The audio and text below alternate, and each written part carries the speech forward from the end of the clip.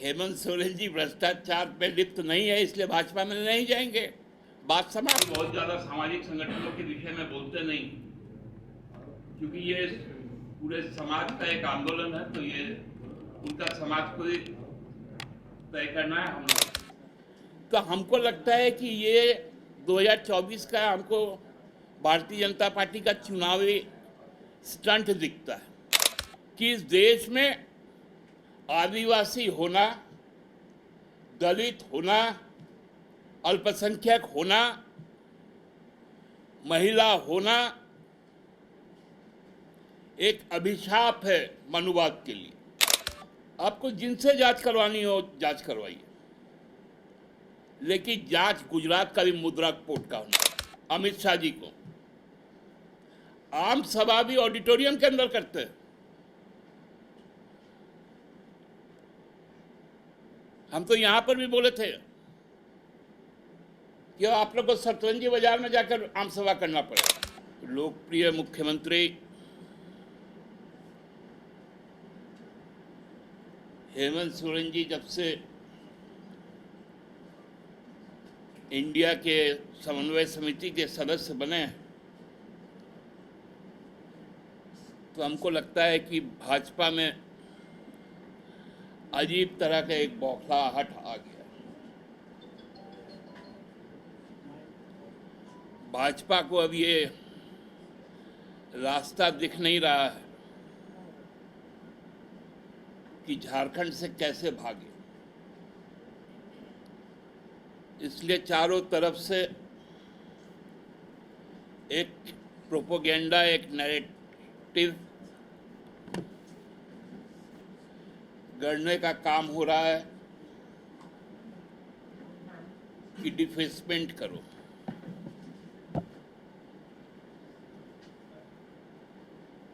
क्योंकि जो कार्य यहां पर हो रहे हैं, जिसकी चर्चा हर जगह हो रही है,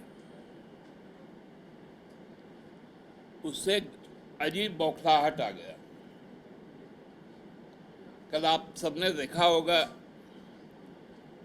नेशनल स्पोक्सपर्सन बीजेपी का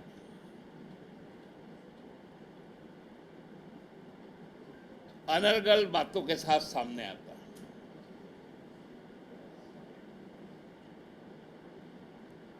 अब अपने राज्य सरकारों की जो घोटाले हैं, चाहे वो गुजरात के हो,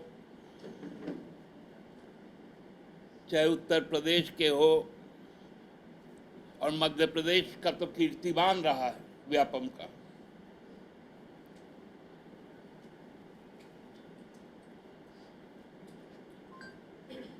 उनको कितनी सुंदर तरीके से, क्योंकि प्रधानमंत्री जी कहते हैं कि 70,000 करोड़ का एनसीपी का अजीत पवार का घोटाला हुआ, उनको 72 घंटे बीतने के बाद सीधा उप मुख्यमंत्री बना दिया जाता है। जिन पर दस्तावेज लेकर आई थी भारतीय जनता पार्टी आसाम में और बोली थी कि देश का सबसे बड़ा भ्रष्टाचारी है हेमंत बिश्व शर्मा, उसको मुख्यमंत्री बना दिया जाता है।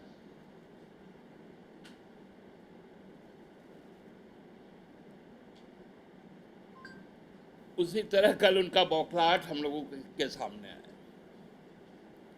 हम पूछते हैं कि भाई, गुजरात पावर कॉरपोरेशन का पैसा अडानी ने क्यों खाया, जो गुजरात सरकार कहती है, तो वो हमसे सवाल पूछते हैं। आप सब यहाँ पर जो भी लोग हैं, राज बनने के बाद से ही आप देखे होंगे कि 2002 से ही सोरेन परिवार को जमीन से जोड़ने का फर्जीवाड़ा चलाया जा रहा है। कल एक वीडियो क्लिप भी देखे, इसको 2002 में सबसे पहले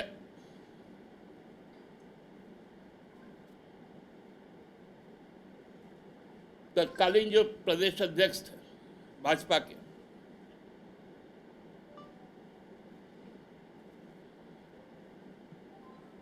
मैं यदि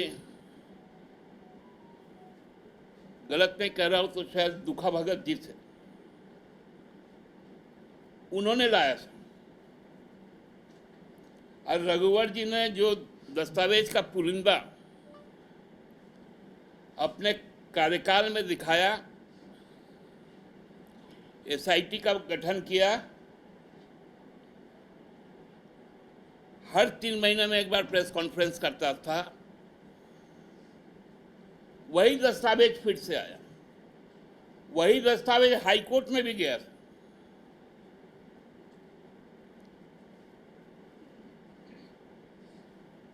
जिसपे हाईकोर्ट ने फटकार लगाते हुए जो प्रार्थी थे उन पर फाइन कर दी, पेनल्टी किया। एसआईटी कमीशन देवाशीष गुप्ता की उन्होंने क्लीन चिट दी। केवल क्लीन चिट नहीं दी, उनका रिपोर्ट में कई भाजपा के नेताओं का नाम शामिल हो गया।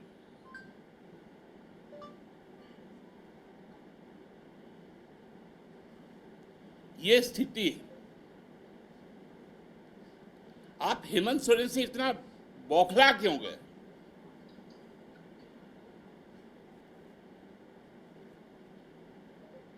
क्योंकि आपको मालूम है कि 2024 में आपका क्या हश्र होने जा रहा है। यहां से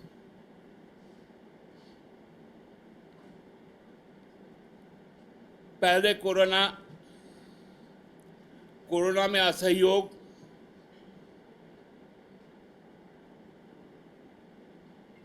टीकाकरण में असहयोग, हमारे जो मिनरल्स का रॉयल्टी है उसको रोकना, फिनांस कमीशन के हमारे पैसे को जबरदस्ती काट कर डीवीसी को दे देना,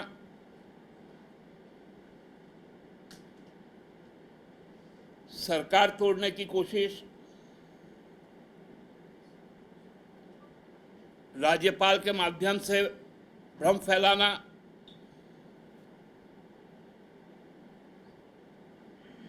केंद्रीय जांच एजेंसियों से भ्रम फैलाना,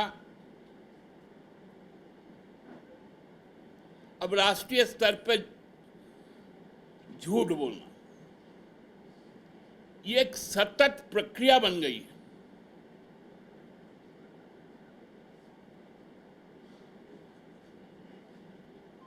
जो पन्नों को, फोटोकॉपी को आप दिखाते हैं,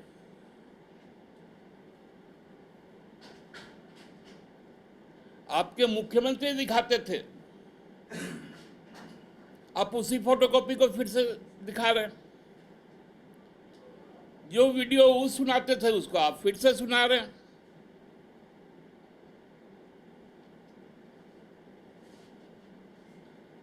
तो करना आप क्या चाहते हैं?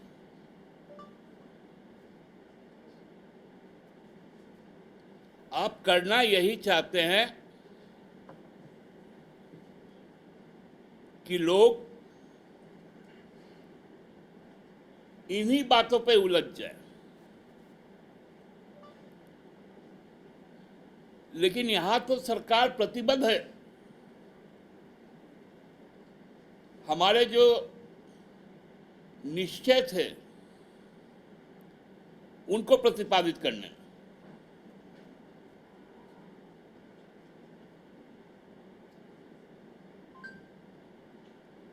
आपको जिनसे जांच करवानी हो जांच करवाइए, लेकिन जांच गुजरात का भी मुद्रा कोर्ट का होना चाहिए।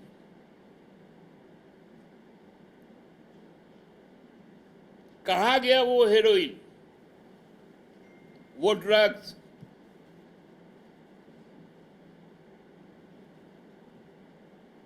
और किसके माध्यम से आया था?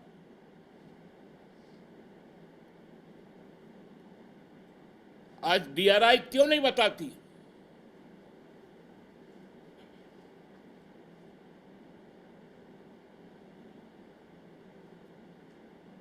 पूरा का पूरा मध्य प्रदेश सरकार को खरीदकर बनाया गया। कर्नाटक में तो उनको उठाकर मुंबई में ले जाके बंद कर दिया गया विधायक। महाराष्ट्र में तो गजब हुआ, लोग विधानसभा से निकला सीधा गुजरात पहुंच गया, गुजरात से निकला गुवाहाटी पहुंच गया, गुवाहाटी से निकला गोवा पहुंच गया, गोवा से निकला तो मुख्यमंत्री बन गया।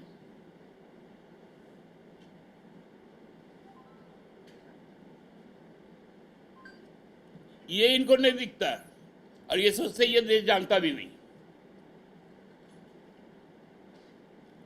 अब तो छत्तीसगढ़ में ये हाल है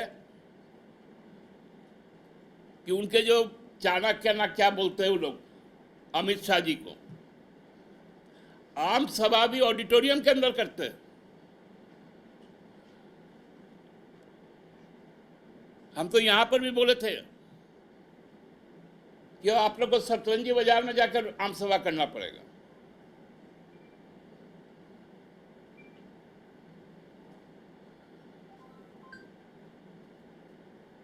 ये स्थिति है आज के दिन की।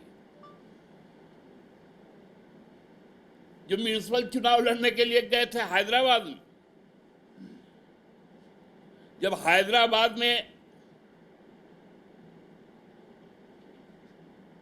हमारे इंडिया के नेता राहुल जी ने जब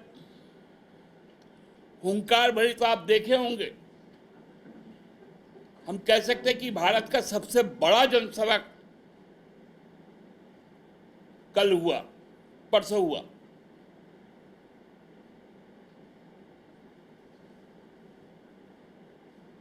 ये डर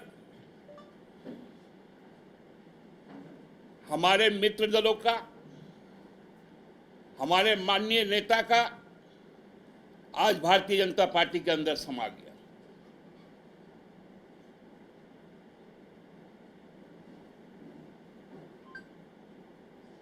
ये चीजें सही नहीं होती है। व्यक्तिगत आक्रमण सही दिशा नहीं होता है। आपका राजनीतिक विरोध है हमसे,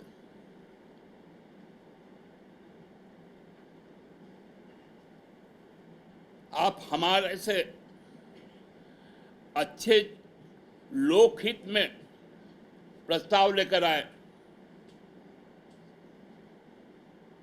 लेकिन नहीं,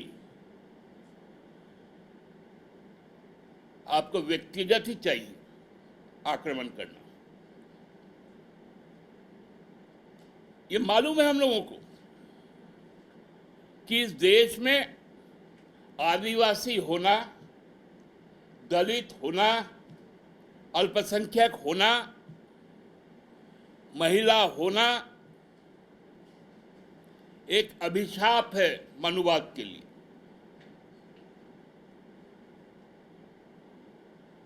और इसका अंदेशा बाबा साहब ने 1946 में अपने पार्लियामेंट्री डॉक्यूमेंटेशन कमेटी की बैठक में कहा था कि हम यदि आर्थिक और सामाजिक समानता नहीं दे सकते तो केवल और केवल राजनीतिक समानता से लोकतंत्र नहीं चल सकता।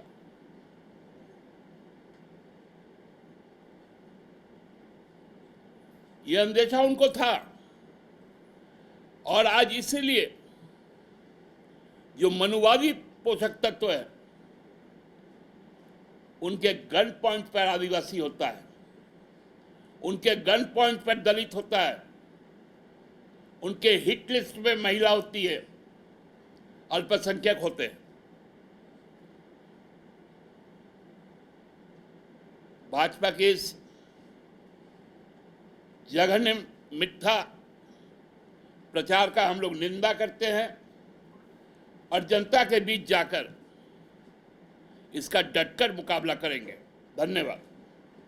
दादा, आप जैसा बोल रहे हैं कि पुराना भ्रष्टाचारी लोग का इनाम गिनाता फिर अपना दल से बुला के मुख्यमंत्री बना देता है, तो क्या ये माना जाए कि कल का प्रेस कॉन्फ्रेंस आप ये देख रहे हैं कि बीजेपी ये चाहती है कि कांग्रेस का साथ छोड़ के उसके साथ सरकार बना ले और हेमंत जी मुख्यमंत्री रहे?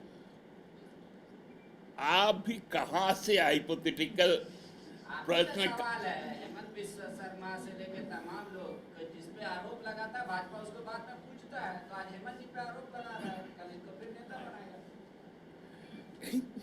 ये तो आप विकट सवाल कर रहे हैं। वो लोग भ्रष्टाचारी था इसलिए भाजपा में गया था। हेमंत सोरेन जी भ्रष्टाचार में लिप्त नहीं है इसलिए भाजपा में नहीं जाएंगे।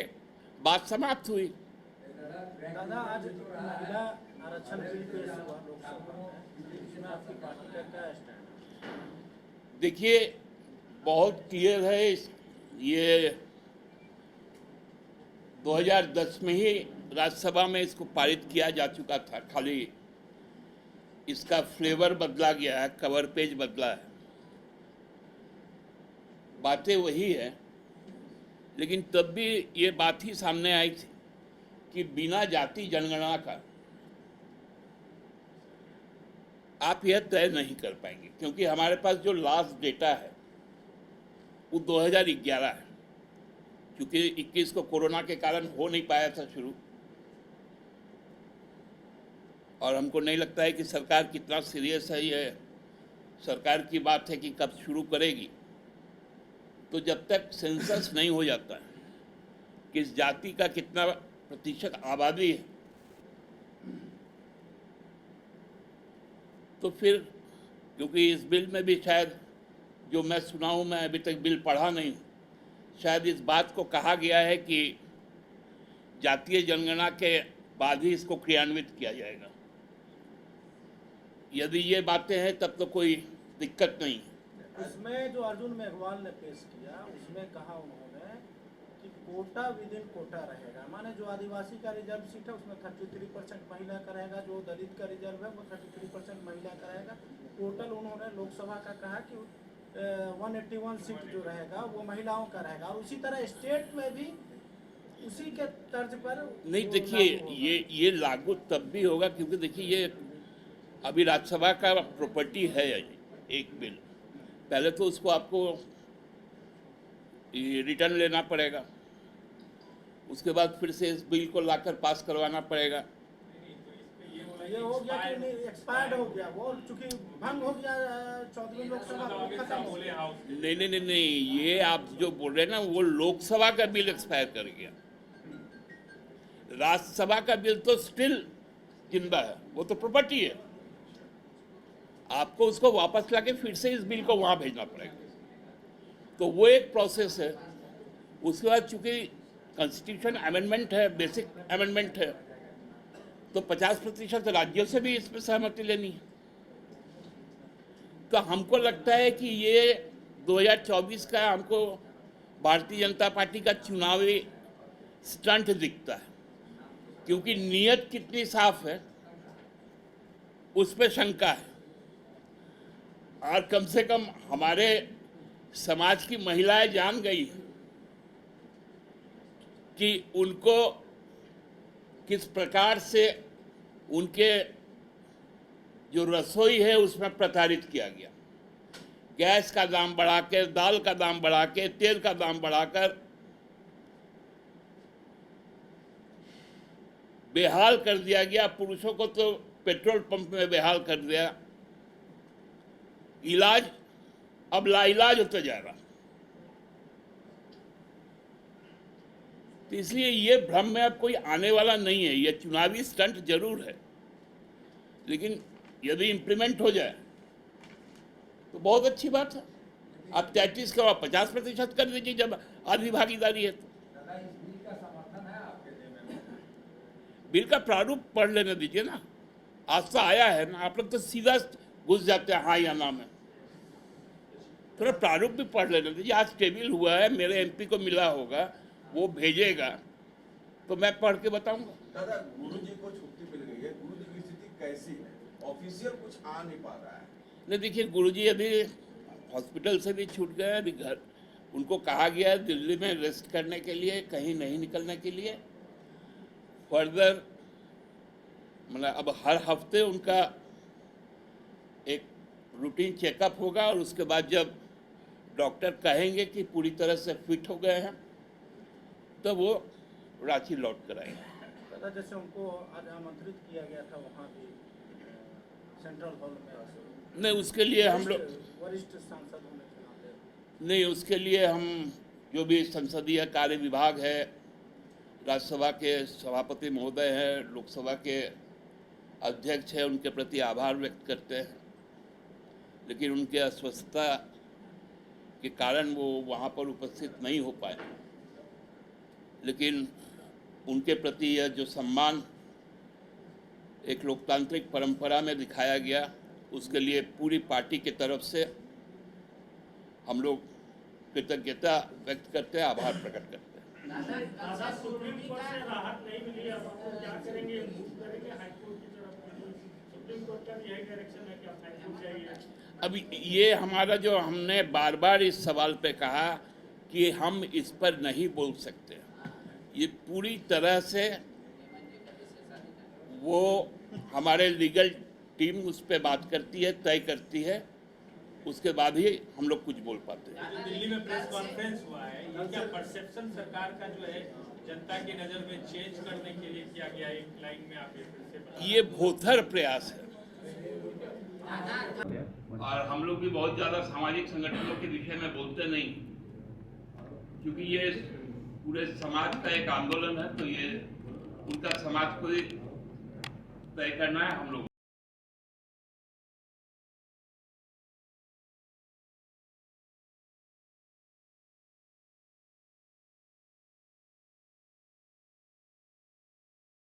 thefollowup.in. Like, share, and subscribe. www.thefollowup.in